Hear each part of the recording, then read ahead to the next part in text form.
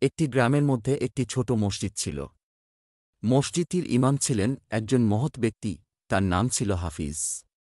তিনি সবাইকে আল্লাহর পথে চলতে, সৎ জীবন যাপন করতে এবং অন্যদের সাহায্য করতে উৎসাহিত করতেন। গ্রামের এক মহিলা, যার নাম ছিল আয়েশা, তিনি মসজিদে প্রায়ই আসতেন। আয়েশা ছিলেন একজন পুণ্যবান মহিলা। তবে তার জীবনে এক কঠিন সমস্যা ছিল। তার স্বামী তাকে অনেক সময় নির্যাতন করতেন। একদিন আয়েশা মসজিদে গিয়ে হাফিজ ইমামের কাছে নিজের সমস্যার কথা খুলে বললেন।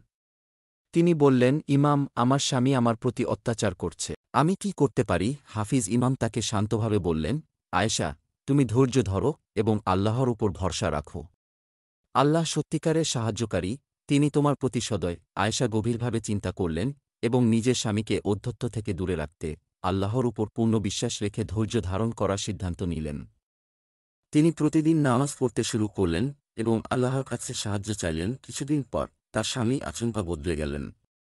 তিনি আয়েশার প্রতি সহানুভূতি দেখাতে শুরু করলেন এবং তাকে আর নির্যাতন করলেন না। আয়েশা আল্লাহর রহমত ও দয়ার ফলস্বরূপ সুখী হলেন। তার ধৈর্য এবং আল্লাহর উপর বিশ্বাস সত্যি ফলপ্রসূ হল। এই গল্পটি আমাদের শেখায় যে, কঠিন মুহূর্তেও আল্লাহর উপর বিশ্বাস রেখে ধৈর্য ধারণ করলে আল্লাহ আমাদের সাহায্য করবেন। সত্যিকারের শক্তি আল্লাহরই হাতে এবং তার সাহায্য ছাড়া